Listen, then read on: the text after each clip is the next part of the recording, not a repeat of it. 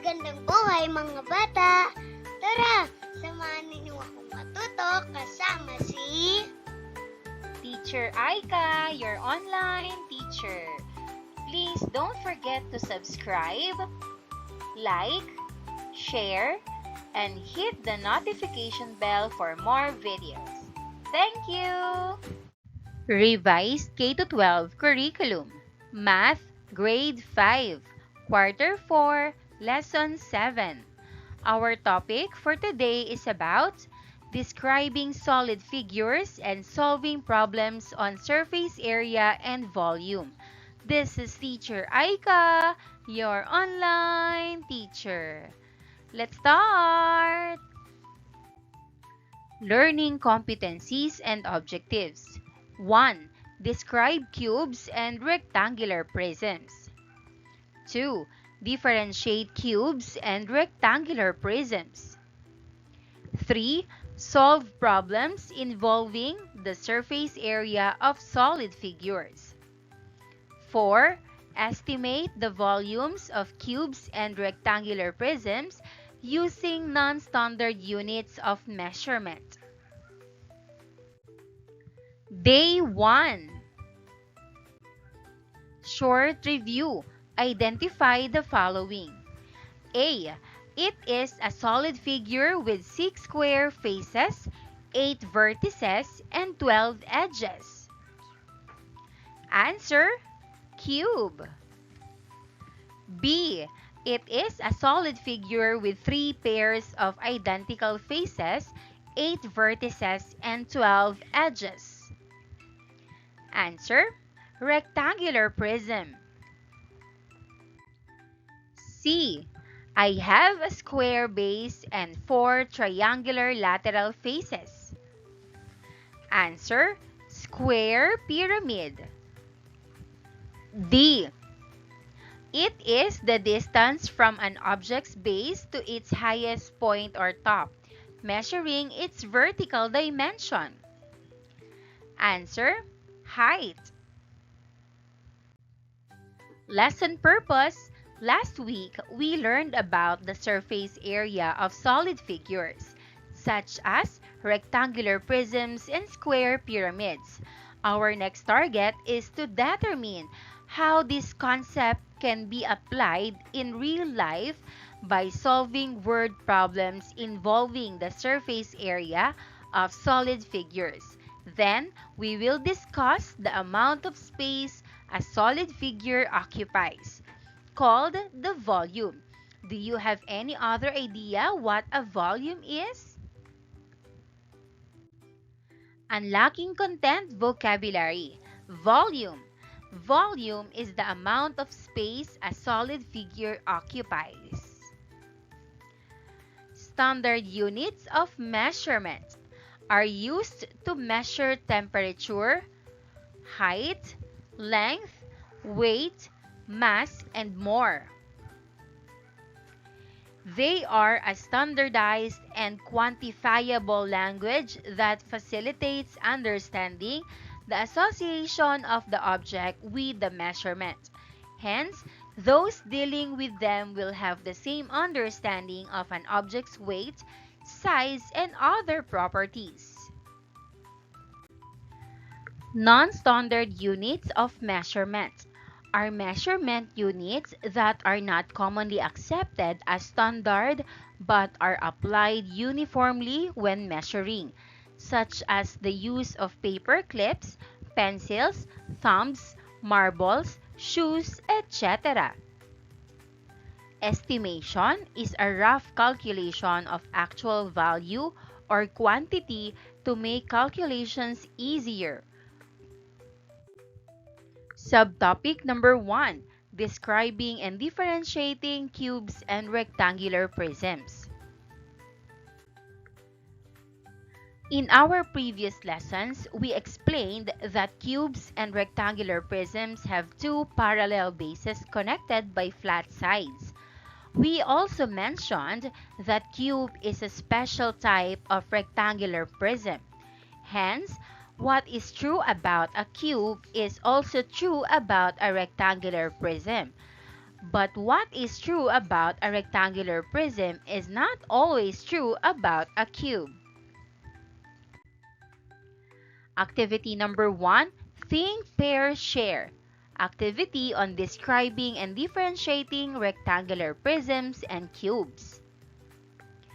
A. Go to your partner. B. Inspect the previously made rectangular prism and cube. C. Discuss with your partners the list of properties given. D. Write in the inner circle the properties that are always true for cubes and rectangular prisms. E. Write in the outer circle the properties that are always true for rectangular prisms but not for cubes. Here are the properties. It has 6 faces, 8 vertices, and 12 edges. All its faces have the same areas. All 8 edges are equal. All its angles form right angles. It has 6 square faces. It has 3 pairs of identical faces, rectangles or squares. Not all its edges are equal. It is a 3-dimensional figure. Its opposite faces are equal and parallel. It has a surface area. Here are the answers.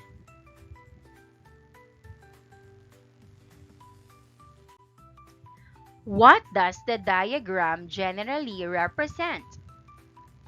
The diagram shows that all cubes are rectangular prisms, but not all rectangular prisms are cubes. Furthermore, the properties stated about a cube are also true about a rectangular prism. These are written in the inner circle, while the properties that are true for rectangular prisms but not true for cubes are written in the outer circle. Cube is known as a special type of rectangular prism. How did think, pair, share and the use of a diagram help you better understand cubes and rectangular prisms? Example answer: think, pair, share and the diagram helped me because I could talk with my partner and see the shapes clearly. The diagram made it easier to compare cubes and rectangular prisms.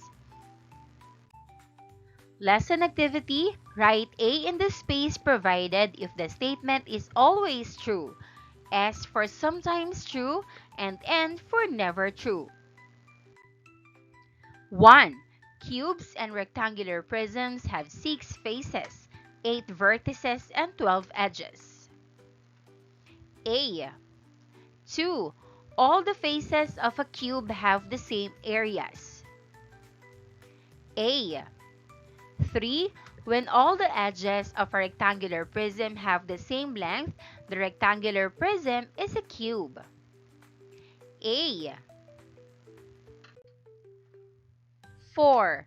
Cubes are rectangular prisms. A. 5. Rectangular prisms are cubes. S. 6. Cubes and rectangular prisms do not have surface area. N. 7. The opposite faces of cube and rectangular prisms are equal and parallel. A. 8. Cubes and rectangular prisms are 2-dimensional figures. N. 9. Rectangular prisms have 3 pairs of identical faces. A. Subtopic number 2. Solving problems involving the surface area of solid figures, cubes, rectangular prisms, and square pyramids. Let us read and analyze the given word problem. Example 1. For a school project, Theon must bring a blue rectangular box, 12 inches long, 8 inches wide, and 6 inches tall.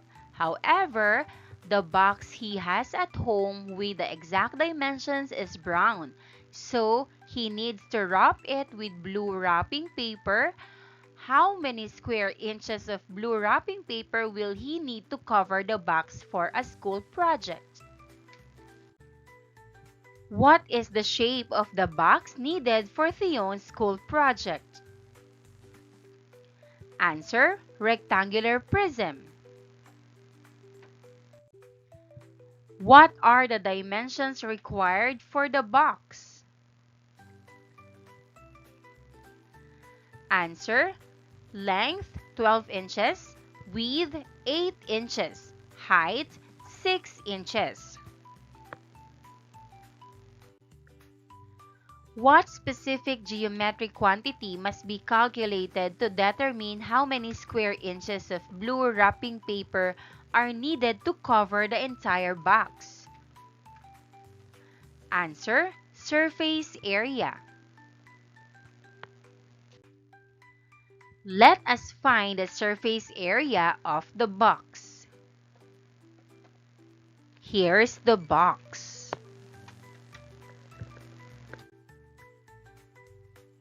And here's the answer for solution 1. Total: 432 square inches.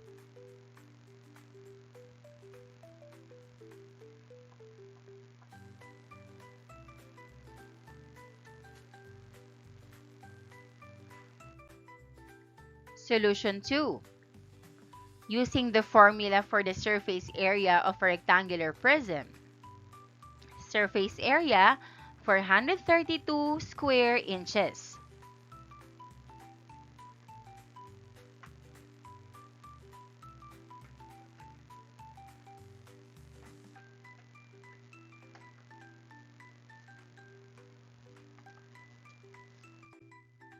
How many square inches of blue wrapping paper will he need to cover the box for a school project?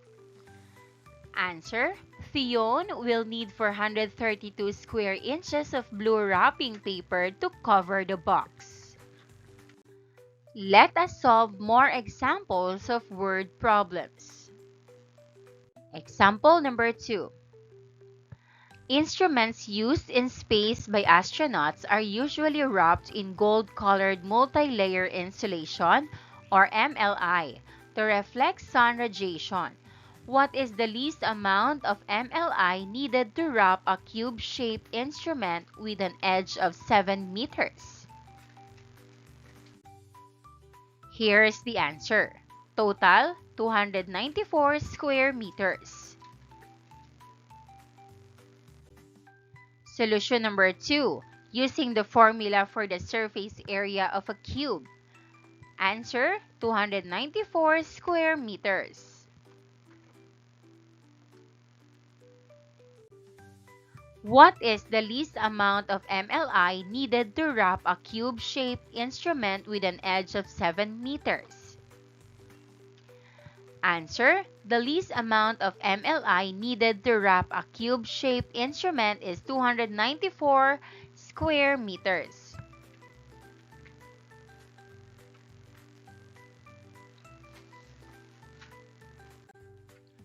Example number 3.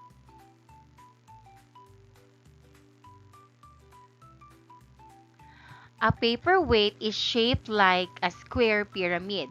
The square base measures 9 centimeters on one side, and the slant height of one of the triangular faces is 12 centimeters. What is the surface area of the paperweight?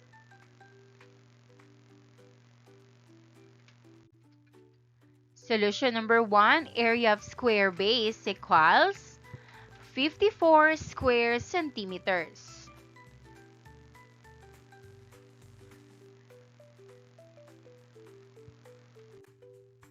There are 4 lateral faces, hence 54 square centimeters times 4 equals 216 square centimeters. Surface area of the paperweight equals 81 square centimeters plus 216 square centimeters. The answer is 297 square centimeters.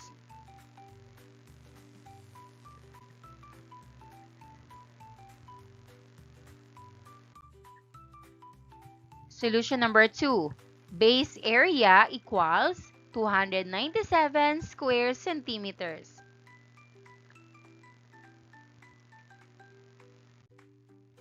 What is the surface area of the paperweight? The surface area of the paperweight is 297 square centimeters. Example number 4. Rafa purchased a rectangular aquarium made of ultra-clear glass.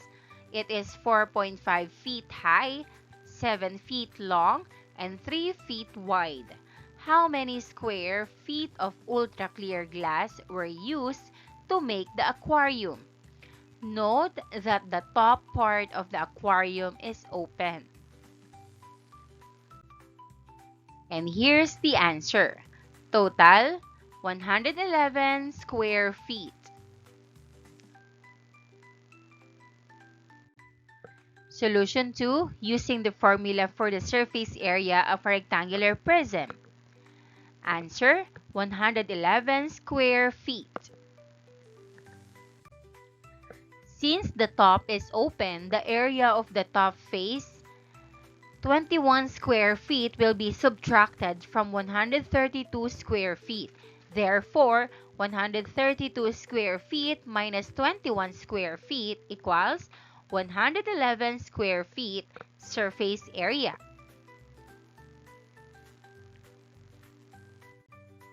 Solution 3. Since the top is open and to get the area of the top part, we will use L times W. Surface area, 111 square feet.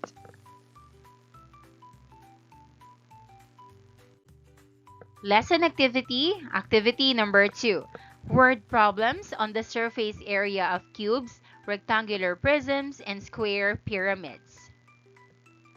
Solve the following problems. Draw the figure that illustrates the problem and label using the given measurements.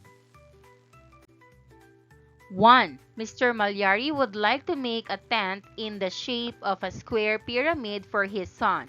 The dimensions will be 1.5 meters wide with a slant height. Height of the triangular face of 2 meters. What is the least amount of fabric he needs to make the tent? Answer. Area of one triangular face equals 1.5 square meters. There are 4 triangular faces. 4 times 1.5 square meters equals 6 square meters. 4 times 1.5 square meters equals 6 square meters.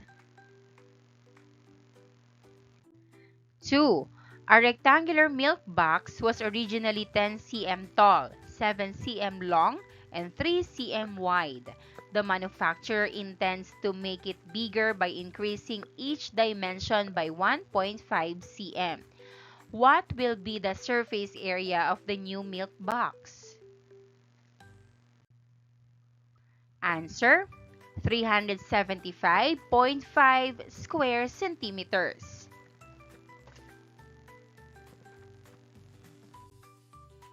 3. Kelvin plans to paint the walls and ceiling of his 10-foot-high cube-shaped bedroom.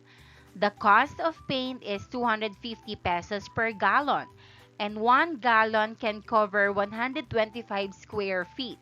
How much will he spend on the paint? Answer, 1,000 pesos. Subtopic number 3, estimating volumes of cubes and rectangular prisms using non-standard units of measurement. Day 4. Which container below do you think can hold more water? A or B? Volume is the amount of space a solid figure occupies. Activity: using non-standard units to measure volume. You are making candy gift to give your mother for her birthday. Which of the boxes should you use for the candy gift so that your mother will get the most candy?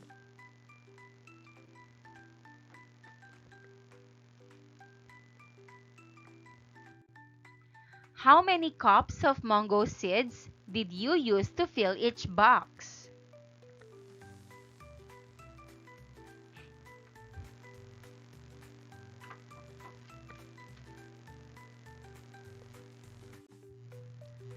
So, the basis for determining the volume of each box is the number of cups of mango seeds used. In A, we use 5 cups of mango seed. In B, 3.5 cups, and in C, 6.5 cups of mango seed. Activity number 3. Think, pair, share, estimating the volume using non-standard measurement units. Complete this table. Do this activity with your partner. Question 1. Which will give the greatest number of objects to fit into the cube? A. Eggs, B. Marbles, C. Dried corn kernels. Answer: C. Dried corn kernels. They are the smallest, so more can fit inside the cube. 2. Estimate the volume of the rectangular prism by identifying the number of balls that can fit inside it. Answer: about 8 balls. I counted the balls in the first and second layers. 3. Rafa wants to store wrapped candies inside a box. He wants to buy a box large enough to hold as many wrapped candies as possible. Which should he buy? A, B, or C? Answer: C. It has the greatest volume, so it can hold the most candies. Key ideas or concepts: solving problems involving the surface area of solid figures, cubes, rectangular prisms, and square pyramids. Next, describing and differentiating cubes and rectangular prisms. And last, estimating the volumes of cubes and rectangular prism using non-standard units of measurement. Reflection on learning. I can incorporate the lesson about surface area and volume into my daily life by measuring boxes and containers at home. The activity I enjoyed most is the Think, Pair, Share activity because I could learn by talking with my classmates. Formative assessment: A. Illustrate the solid figures and label them correctly. Then, solve the word problems and show your solutions. 1. The edge of a cube-shaped gift box measures 9.5 inches. What is the least amount of wrapping paper needed to wrap it? Answer: 541.5 square inches. 2. Mr. Malyari plans to replace his house's roof with roof shingles. The roof measures 18 feet in slant height and 20 feet in base side length and is shaped like a square pyramid. One bundle of shingles can cover 30 square feet. How many bundles of roof shingles should Mr. Malyari buy to cover the roof? Note that the bottom part does not need roof shingles. Here is the answer: 24 bundles. Mr. Malyari should buy 24 bundles of roof shingles.